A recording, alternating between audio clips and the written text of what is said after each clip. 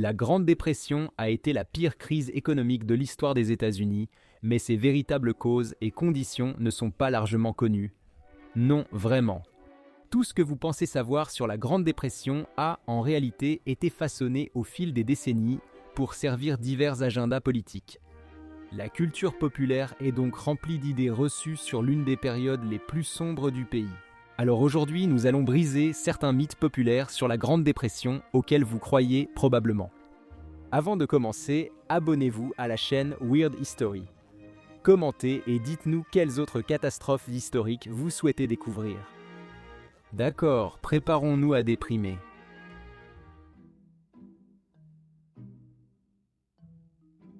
S'il y a un fait incontestable que nous connaissons tous sur la Grande Dépression, c'est qu'elle a été déclenchée par le krach boursier de 1929. Mais incontestable ne veut pas forcément dire vrai. En réalité, la récession qui a frappé en 1929 était en fait moins grave que celle de 1920. Pourtant, 1921 a vu une reprise menant à un boom économique, tandis que 1930 a été suivi par 10 années de difficultés économiques. Cela soulève la question, si le krach boursier n'a pas déclenché la Grande Dépression, alors qu'est-ce qu'il a fait? En un mot, les tarifs douaniers. Qu'est-ce qui a vraiment provoqué la dépression? La catastrophe dont nous parlons encore aujourd'hui était le taux de chômage incroyablement élevé. Mais bien que le chômage ait effectivement grimpé après le krach de 1929, il n'a en réalité jamais atteint les 2 chiffres, culminant à seulement 9%. En fait, il était même tombé à un peu plus de 6% en juin 1930, c'est-à-dire à peu près au moment où la loi tarifaire Smoot-Hawley a été adoptée. La loi a instauré des tarifs douaniers présentés comme un moyen de taxer les importations et d'encourager la production nationale de biens. Le problème avec cette théorie économique, c'est qu'elle suppose que vos partenaires commerciaux vont absorber le coût des tarifs douaniers et qu'ils n'en imposeront pas eux-mêmes ou qu'ils ne cesseront pas d'importer vos produits complètement. 1000 économistes des plus grandes universités ont publiquement mis en garde contre cette loi, mais ils ont été ignorés. Les tarifs douaniers ont été rapidement adoptés, provoquant des représailles à l'étranger et compliquant la vente des produits américains à l'international. 5 mois après l'adoption de la loi, le chômage a atteint pour la première fois les 2 chiffres et il est resté à ce niveau pendant tout le reste des années 1930. Heureusement, nous n'avons plus refait cette erreur. Nous avons tous entendu cette histoire. En 1929, le marché boursier américain était gonflé à des niveaux intenables, alimenté par des spéculateurs qui achetaient leurs actions à crédit. Acheter une action à crédit signifie essentiellement que l'acheteur paie un pourcentage du coût de l'action en espèces et que le reste est avancé par un courtier ou un agent. Donc, si l'action chute ensuite, l'acheteur doit toujours la partie de la vente qui a été avancée par le courtier. Il est vrai que l'achat sur marge était populaire dans les années précédant le krach, mais il est également vrai que le trading sur marge n'était pas pire dans les années 20 qu'il ne l'avait été dans les décennies précédentes. En fait, les exigences de marge commençaient même à augmenter à l'automne 1928. Même si cette pratique a compliqué la situation après le krach, il reste difficile d'attribuer cette catastrophe financière historique au trading sur marge. Alors, qu'est-ce qui a causé le krach ? Eh bien, les krachs boursiers n'ont pas toujours des causes évidentes. Certains estiment que les mesures de la Réserve fédérale dans les années 1920 ont pu alimenter une bulle boursière.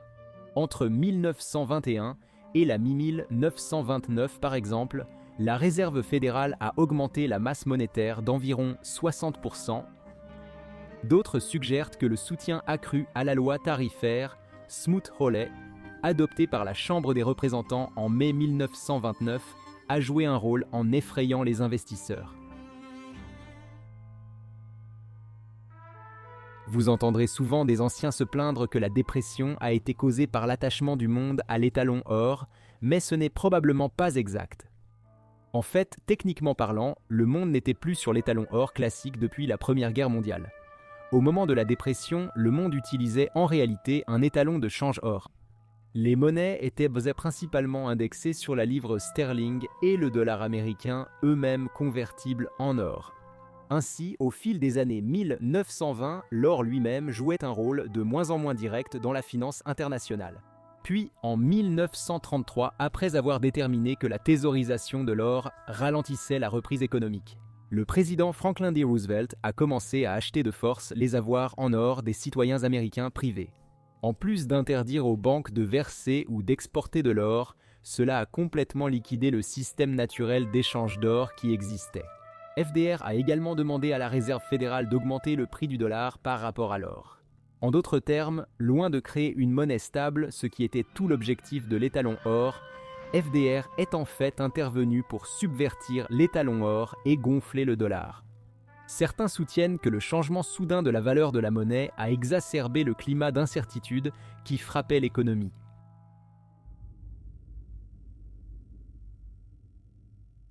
La Grande Dépression a certes commencé aux États-Unis, mais elle ne s'y est pas arrêtée. En fait, elle s'est rapidement propagée et est devenue un événement mondial. Les politiques protectionnistes qui ont débuté aux États-Unis se sont également rapidement répandues dans le monde entier, entraînant un quasi-arrêt du commerce international. Cela, à son tour, a créé des conditions favorables à la montée du fascisme et du national-socialisme en Europe et, à bien des égards, a préparé le terrain pour la Seconde Guerre mondiale.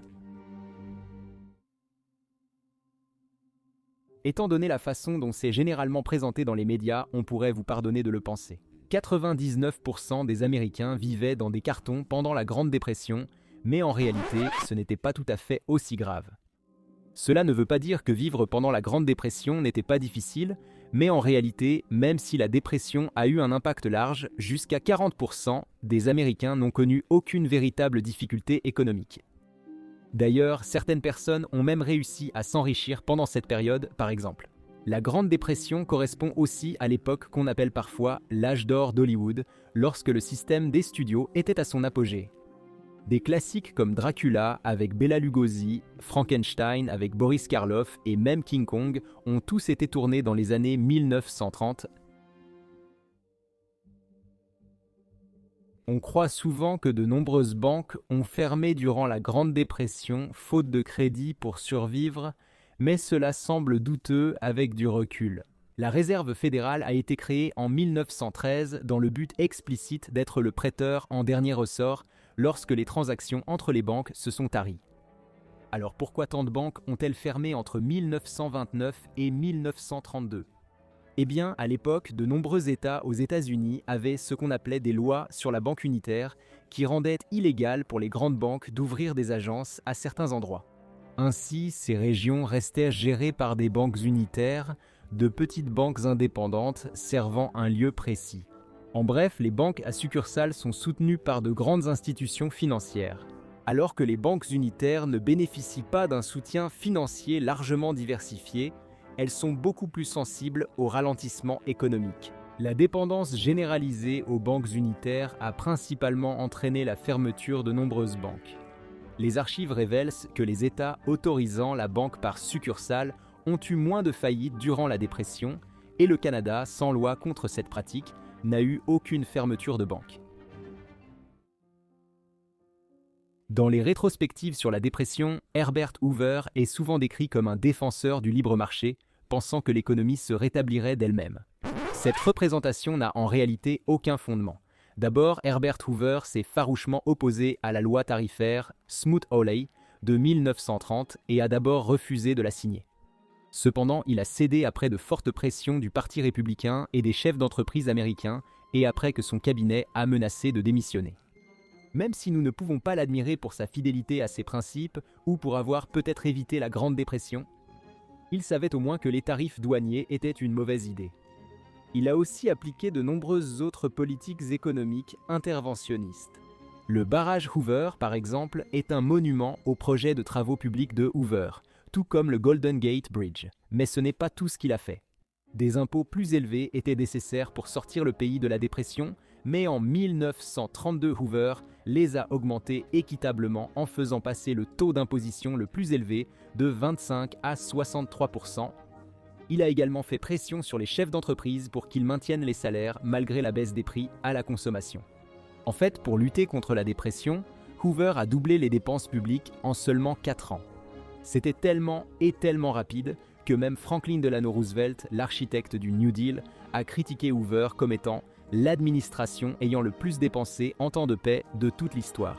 D'ailleurs,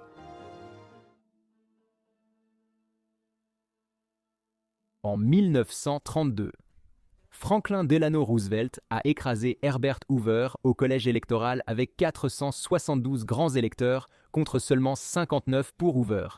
Ce n'était pas parce que Franklin Delano Roosevelt promettait des programmes du New Deal, au contraire. Le programme du Parti démocrate pendant l'élection appelait en réalité à une réduction de 25% des dépenses fédérales, à un budget fédéral équilibré et à un gouvernement fédéral plus restreint. Si vous connaissez cette époque, vous savez que ce n'est pas ce qui s'est passé. Élu, Franklin Delano Roosevelt a abandonné son programme pour instaurer une vaste bureaucratie fédérale, élargissant souvent les programmes de Herbert Hoover. En conséquence, le directeur du bureau du budget, Lewis W. Douglas, a démissionné après seulement un an en poste. Au final, les dépenses publiques ont augmenté de plus de 83% entre 1933 et 1936, tandis que la dette fédérale a augmenté de 73%.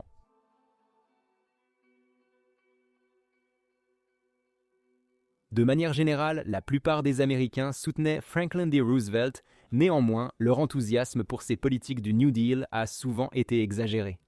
Nombreux étaient, par exemple, mécontents des réprimandes répétées de Franklin D. Roosevelt envers le monde des affaires. Ce n'était pas marginal.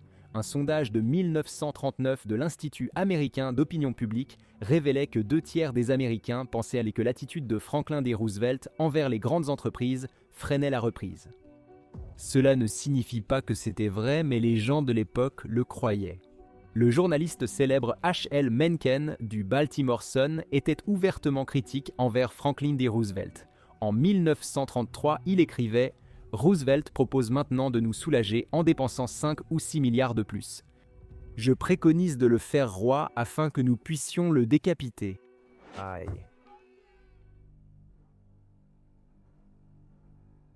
On dit qu'on voit toujours clair après coup.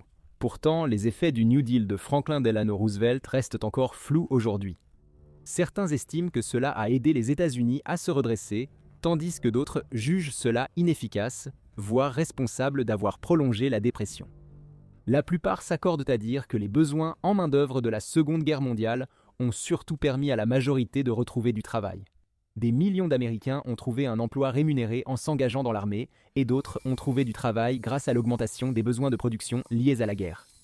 Tout cela a fait passer le chômage sous les 10% pour la première fois depuis 1930.